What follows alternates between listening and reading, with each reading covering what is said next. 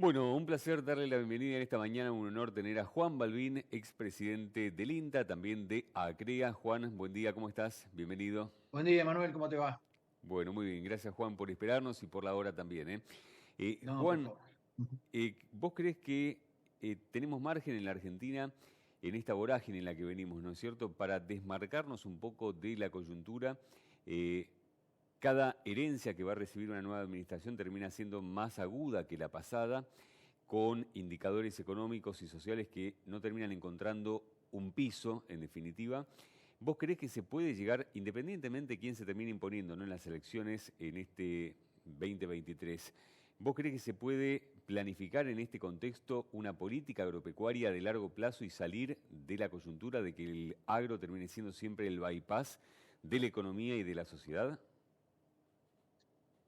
Qué pregunta, ¿no? Si miramos la parte optimista, yo creo que la sociedad ha evolucionado.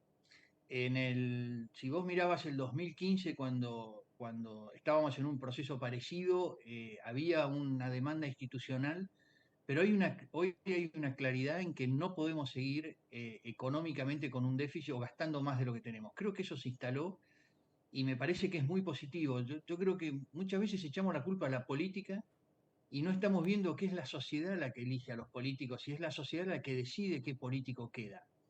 Entonces se tiene que hacer cargo también de lo que vota y se tiene que hacer cargo de lo que no vota o lo que rechaza. Y creo que estamos en un momento de madurez mayor. Ojalá, digamos, se transmita eso y genere un cambio que obligue a la política a ir por el curso que la sociedad quiere, ¿no? Es muy difícil hoy extraerse de la coyuntura porque realmente creo que ayer, sobre todo mi sensación ayer, es que iniciamos el proceso de hiperinflación.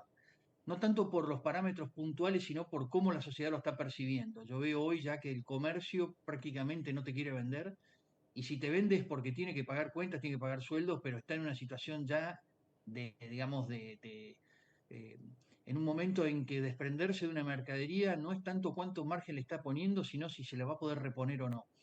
Y una aberración por el peso que significa, digamos, hoy que cualquier valor de dólar o cualquier valor de un activo pasa a ser intrascendente y lo tomás con tal de sacarte los pesos de encima. Entonces creo que estamos en un momento de quiebre y para el productor también en una situación climática que no termina de resolverse en muchas zonas, que también eso afecta mucho y hoy está a ver, es una incertidumbre con certidumbre, porque sabemos que el día después de las elecciones van a pasar cosas seguro, esto no aguanta más como está, entonces ya empezás a tomar medidas, ¿no? Hoy se empieza a paralizar todo el comercio porque no querés estar abierto para esos días. Juan, coincidimos en esto, estás advirtiendo la crítica situación, un reflejo de hecho de lo que se va viendo y palpitando, ¿no?, día a día. Pero ¿cómo en este contexto quien asuma para el próximo mandato va a tratar de mirar y de qué forma el largo plazo, que es lo que necesita la política sectorial, cómo planificar en esta coyuntura tan dura, difícil, el largo plazo y a veces una política que se disocia, ¿no es cierto?, de el sector agropecuario? Muchas veces los referentes no están empapados 100% de lo que es la actividad agroindustrial en su conjunto. ¿Cómo con esta coyuntura planificar el largo plazo para el campo? Mira, Emanuel, ahí hay un desafío muy grande de nuestro sector que es no prometer, sino generar, digamos, tratar de transmitir lo que significa para el agro tener políticas claras de mediano y largo plazo. Creo que el ejemplo el agro lo dio en el 2015 cuando estábamos totalmente paralizados en la producción de granos y pasamos de 110, 111 millones de toneladas a 150. Hoy digamos, en una coyuntura favorable, que no digo que sea, digamos, cero retenciones el primer día o cero, pero sí en una política clara de regulación y una política clara de cómo va a seguir hacia adelante, tenemos digamos, una proyección clima mediante de 200 millones de toneladas accesible rápidamente. Eso significa un impacto enorme, lo mismo en carne, lo mismo en leche, en todos los sectores. Cuesta muchas veces hacia los economistas, que son los que toman decisiones, con el aval político, por supuesto, transmitir esto y ser creíbles, porque en el fondo son intangibles lo que estamos planteando, ¿no? Estamos planteando que se produjo varias veces, cada vez que hubo estas estabilidades, los saltos de los 90 fueron así, después los saltos en el 2015 igual. Me parece que tenemos ejemplos, pero es muy difícil porque todos los sectores hoy están planteándole una solución mágica, ¿no? O un aporte enorme que muchas veces después no se plasma y después vienen las excusas de por qué no. El sector agropecuario tiene ese desafío de plantear hacia futuro cuál es su potencial de crecimiento y su aporte a una economía que lo necesita, por otro lado, de una manera importantísima. Y después, por otro lado, tenés el contexto internacional que también hoy todavía es favorable, no tan favorable como hace 2 años.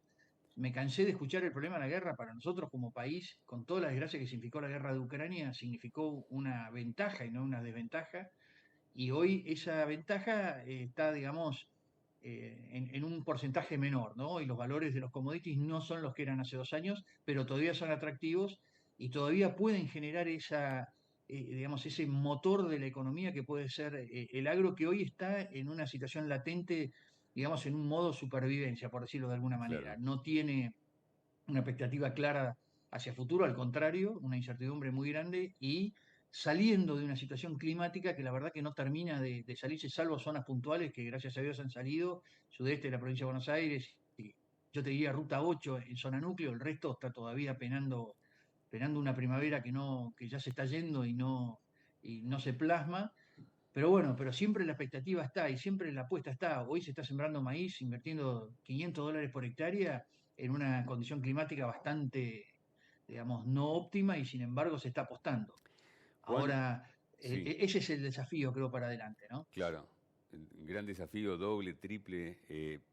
Decías, Juan, hace un ratito nada más, que van a pasar cosas, ¿no? Creo que es una frase que sintetiza un poco la conciencia colectiva que hay a nivel de sociedad de que estamos con el cinturón de seguridad puesto, ya viendo que más temprano que tarde va a haber alguna coalición, ¿no? Colisión de la economía. Eh, También decías que hay una mayor conciencia. Ha habido indefectiblemente un cambio cultural, ¿no es cierto? Más allá de posturas extremas de uno o de otro candidato, quedó instalado ya en la conciencia colectiva social que no va, hay muchas cosas que no son gratis, etcétera. No obstante, a la hora de que se realicen los ajustes, Juan, nadie, ningún sector quiere ajustar el cinturón propio. ¿Qué va a pasar entonces en esta nueva colisión, ¿no es cierto?, de intereses? Sí, eso es tal cual. Siempre con la mía no, ¿viste? Siempre tiene que ajustar el otro. Y siempre pensamos, y es muy cómodo decir que va a ajustar la política o que va a ajustar el otro sector. Y la verdad, si haces los números, no soy economista, pero más o menos, si vos haces los números de hoy, la presión fiscal es el 40% del PBI. La mitad de esa presión está en, digamos, el gasto de eso está en provincia y municipios, y el resto está en nación. Y dentro de la nación, ese 20%, el 70% prácticamente es muy difícil de tocar porque ya está ajustado, que son los pobres jubilados y toda la parte de acción social. Te queda un nicho chico en nación y muy grande en provincia y municipios. Y ahí no se está hablando el tema. Eh, y eso, bueno, va a ser un gran desafío hacia la sociedad que también va a tener que ver en cada municipio la cantidad de gasto que tiene y cómo va a focalizar ese gasto y cómo va a hacerlo eficiente, ¿no? Porque no se tolera un gasto mayor, un 40% del PBI, porque hoy ya estamos totalmente asfixiados y, digamos, y creo que sí es importante decirlo, la sociedad hoy asume que nada es gratis. Hay tres formas de pagarlo, a través de impuestos, y también ahí está, es interesante porque los impuestos pareciera en una época que los pagaban la gente que tenía recursos, y tendríamos que volver digamos, a la conciencia de que el impuesto lo pagamos todos, desde que una persona que compra la leche en cualquier supermercado, el 40 al 50% del valor de un producto son impuestos, hasta el transporte, el combustible, todo tiene impuestos y en todo lo pagamos. Entonces tenemos que ser conscientes que esos impuestos se tienen que usar bien y no puede haber déficit porque la forma de, digamos, de financiar los déficits fue o con deuda, que no tenemos más posibilidad de endeudarnos, o con emisión, que así estamos, ¿no? Con una hiper en las manos. Así que ese creo que es el gran desafío, es plantearnos hacia adelante, vivir con lo que podemos y hacer muy eficientes los gastos en todo lo que tenemos. Pero no es solo el problema de una casta o de chocolate o de Mm. Izarrable de hoy. Es mucho más profundo, digamos, toda la racionalización de gasto que tenemos a todo nivel. Juan, por último también decías recién, con la mía no, ¿no? Una premisa creo que está en el ADN de nosotros. Y en este sentido, ¿qué visión introspectiva, autocrítica se puede tener desde lo sectorial? Mira, justo ayer compartíamos algunos testimonios que se escucharon aquí en el programa del fin de semana de Carlos Echepare, conversando con algunos productores que habían viajado a Estados Unidos, contrastes más allá de lo comercial y lo político, específicamente en lo sectorial a nivel lobby, a nivel comunicación, ¿no es cierto?, del sector agropecuario, agroindustrial en Estados Unidos y aquí en la Argentina. Con la mía no, decíamos, ¿no? Y en el contraste estaba que el productor de Estados Unidos aportaba de sus propios fondos para financiar justamente este lobby, algo que aquí en la Argentina cuando se quiso implementar con aquel fondo federal no se recaudó y eso que era un aporte irrisorio, minúsculo. Y que además estaba en manos el lobby en Estados Unidos de profesionales, como aquí ocurre con algún sector, por la exportación, por ejemplo. ¿Qué tiene que hacer el campo en su conjunto tan atomizado aparte para poder asemejarse, aunque sea mínimamente a eso? Bueno, creo que es un gran desafío que todavía la 125 en el 2008 creo que inició un proceso. Todavía nos falta parte digamos, de esa madurez. Nosotros como sector siempre tendemos, por un tema de afinidad, a ir hacia el lote y no ir hacia afuera, hacia cómo influir en política y cómo participar de la política. Y ahí hay dos lobbies. Hay uno que es un lobby económico, que hay que sostener las campañas, hay que sostener, digamos, todo el desarrollo de la política, pero también hay un lobby, o también hay digamos, un deber de participar. Y ahí también no estamos ocupando los espacios que tendríamos que ocupar. Y hay dos lugares en la cosa que los espacios se ocupan. Uno es la biología, y eso lo vemos con las malezas, y el segundo es la política. Creo que el enorme error que ha cometido el sector agropecuario en su historia, desde el año 1000, digamos, desde que empezamos a decaer hasta ahora, es no haber tenido una participación clara y una participación activa en los distintos partidos, generando de alguna manera, nosotros la palabra lobby para nosotros está mal, para Estados Unidos es muy bien.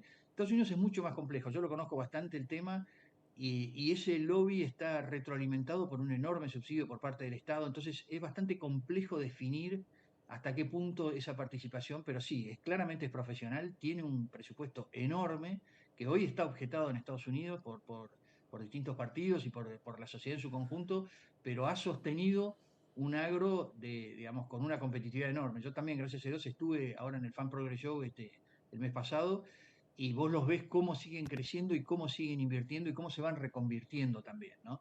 Y la verdad que eh, en eso creo que parte de nuestro lobby va a ser en infraestructura. Nosotros no podemos seguir con la infraestructura que tenemos hoy si queremos ser competitivos cuando los precios y cuando las realidades nos pongan a la par, ¿no?